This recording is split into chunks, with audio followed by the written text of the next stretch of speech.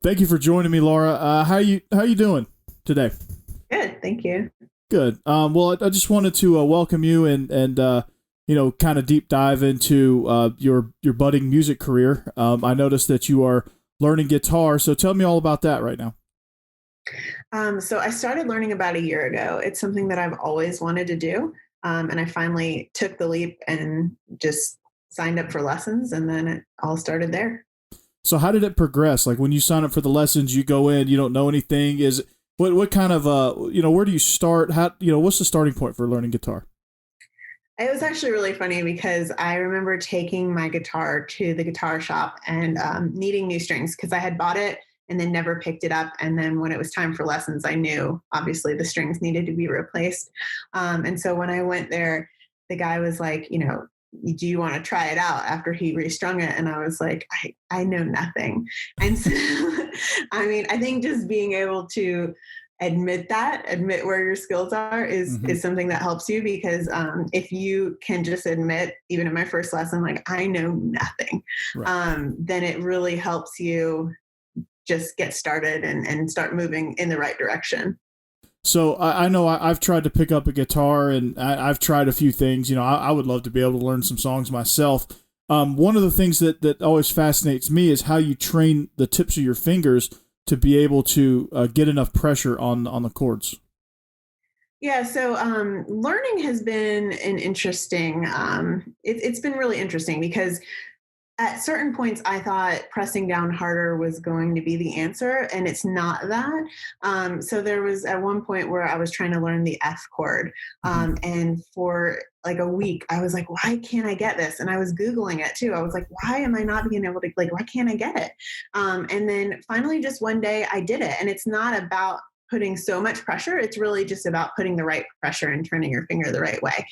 So I think a lot of the technique is just something that you have to be patient with as you're learning. Yeah, and anytime you're learning a new skill, that's always. I mean, patience is the biggest key. I tell my students that because they're learning Adobe Premiere Pro, they're learning Adobe Spark, they're going to start learning Audition, After Effects, all the whole suite. And one of the things that happens with them is they don't get patient, or they don't stay patient.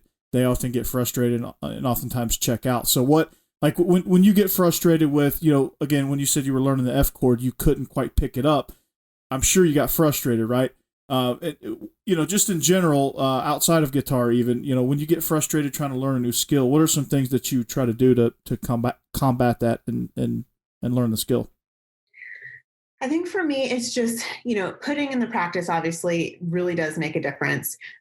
Being patient with it. A lot of times I try to go through things too quickly and I expect myself to be perfect at something before I should be.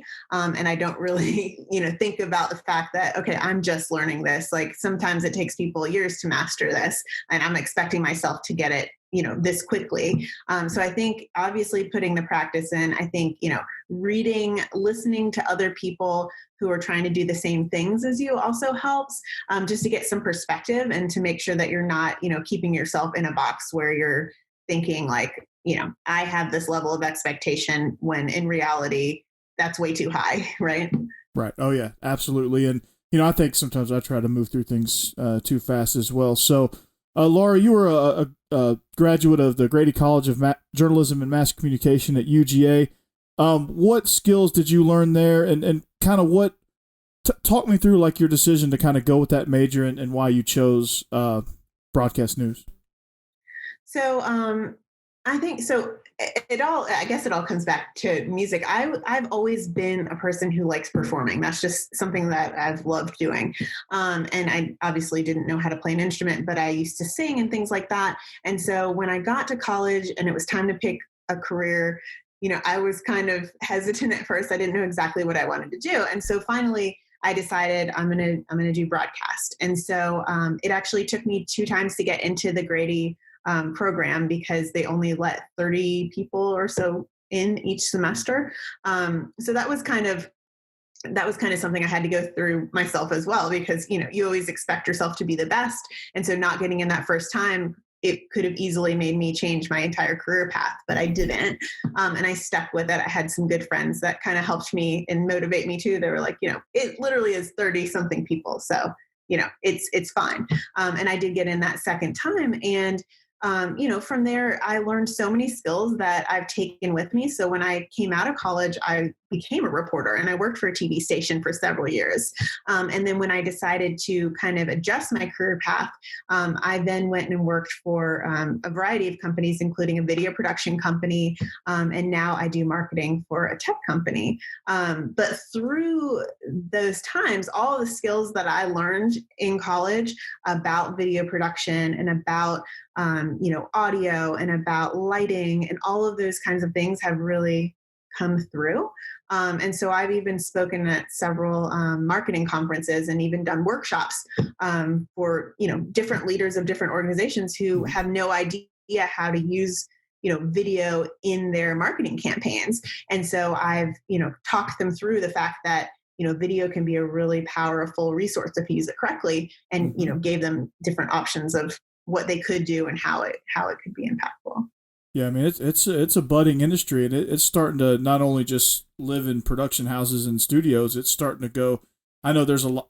The healthcare profession is really big here in Nashville, and I know there's a lot of companies that employ their own people. So when you're kind of going through college and you're making your way up the ladder, getting closer to graduation, you're planning for your future, and you're trying to sort through. Okay, do I want to be do I want to be behind the scenes? Do I want to be on the camera?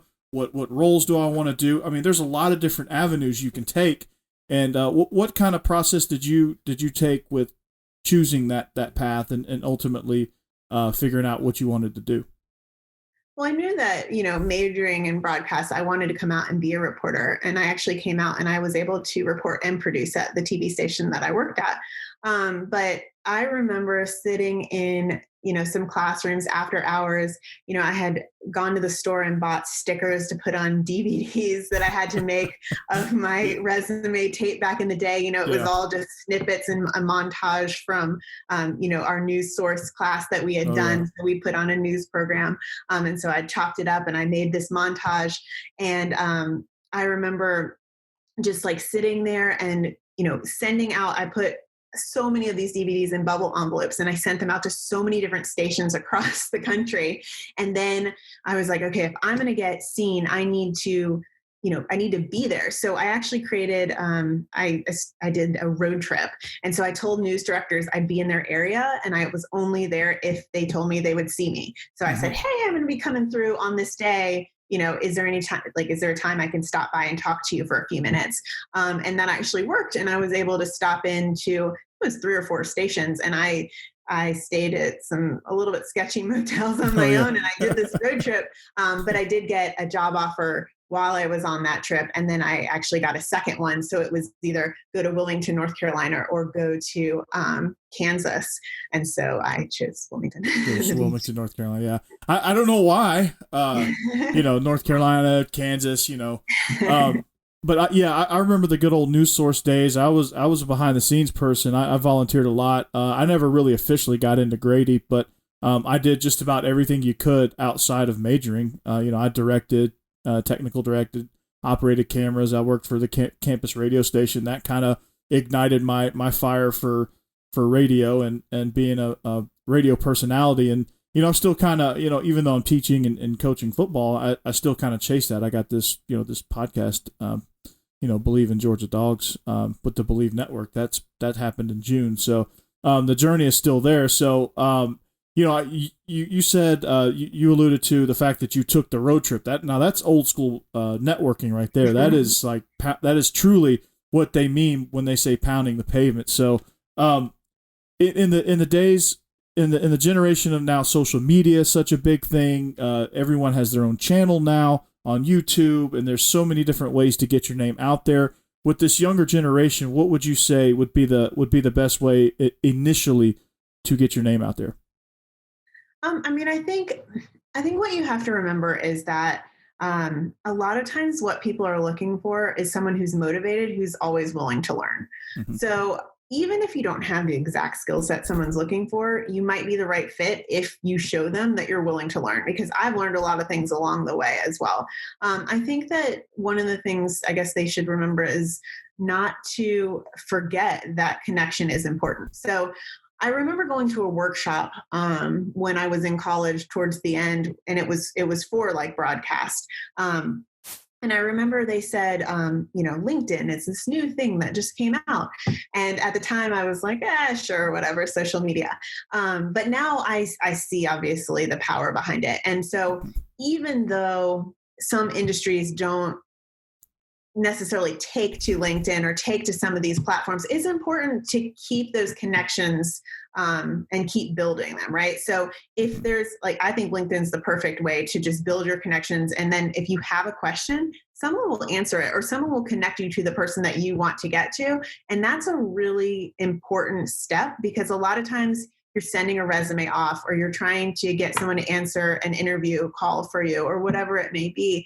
And if they don't know you, it's not that they don't care, but they may be busy. They might, it might fall into their junk mail, anything like that. Mm-hmm. But if they have a personal way to connect with you, someone that they know introduced you or something like that, then that's a really good way for you to kind of get what you want out of the situation.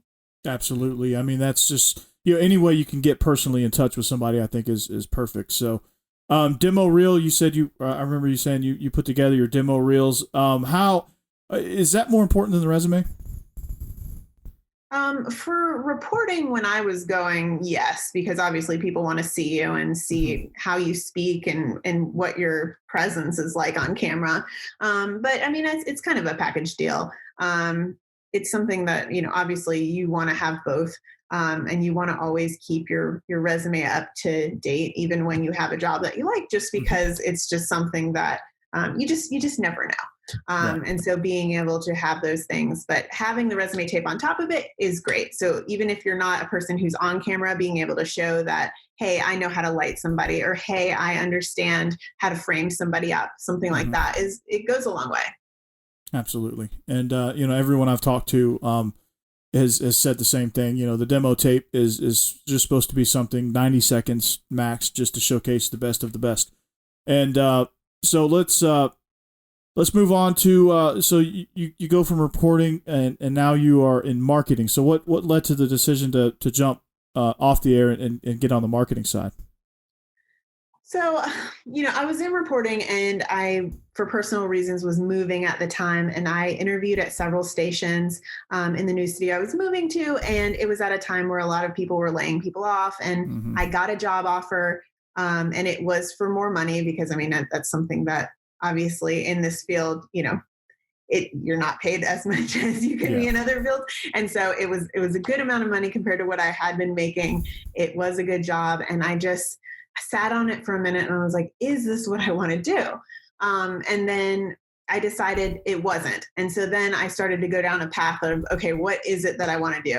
And I still feel like even now, I don't necessarily have that right answer. Like, is there a specific job title that I want? No.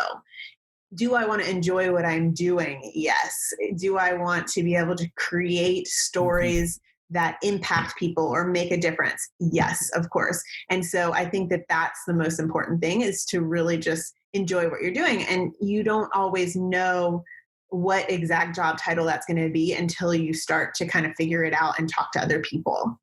Okay. Is that what led you into music?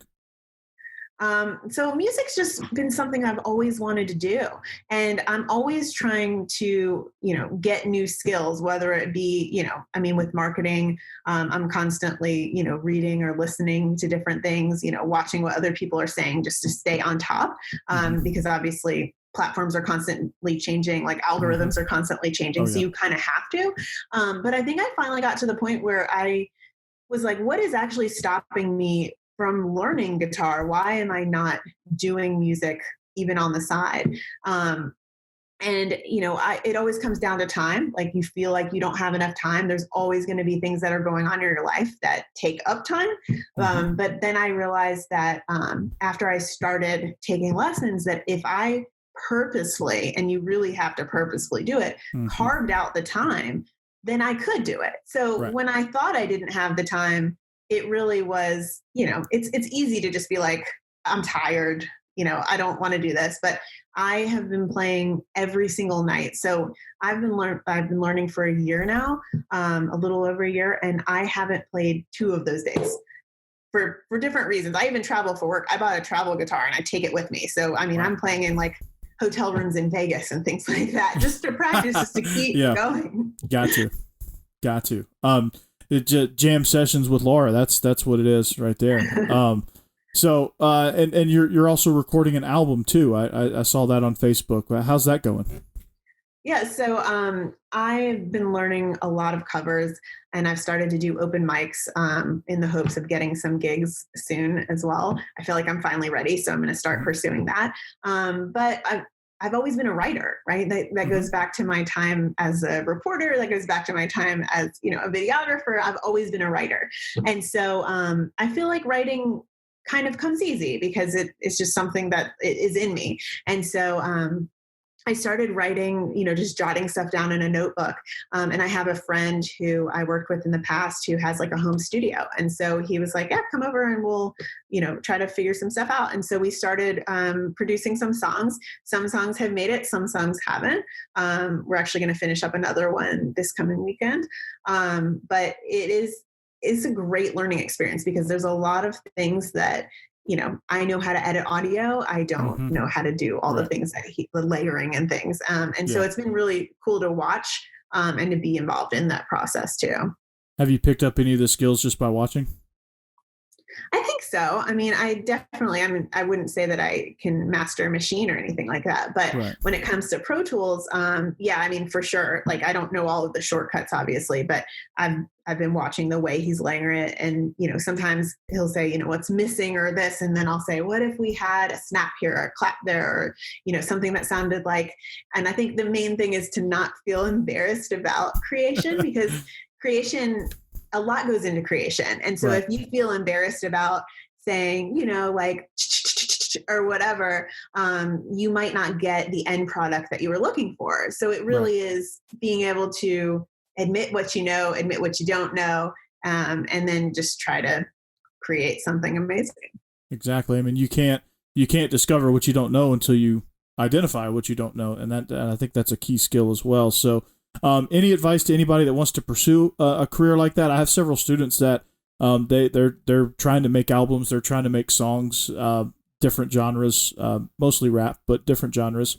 And what would you say to them as far as pursuing getting actually a record deal and all that stuff?